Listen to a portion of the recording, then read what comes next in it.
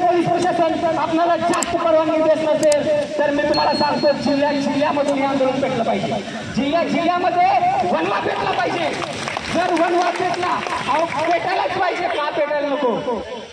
आपण शासनापर्यंत गेलो नव्हतो, शासन आपल्यापर्यंत आले आणि शासन तुमच्यापर्यंत अजून 10 वेळेस येणार. 10 वेळेस तुमच्या पाठी लागणार आहोत.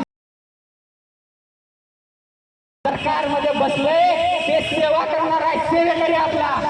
त्यांना ज्या पगारी जातात, आज निकाल बोराचे एकाची व्हॉट्सअपला हे बघितलं काय किती पेमेंट भरपूर. म्हणजे आपल्या सगळ्या बेरोजगाराच्या पेमेंट मध्ये निघतील एवढं बजेट त्यांच्याकडे. आणि 11% टॅक्स चालू केलाय, 9% महाराष्ट्र शासन घेत आहे, 9% 18% टॅक्स लावला की नाही. मग हे लेकरं कुणाचे? तुमचेच आहेत ना. बादशे कुणाचे? तुमचेच आहेत ना. मग यांना रोजगार दिला पाहिजे की नाही? द्यावं लागते.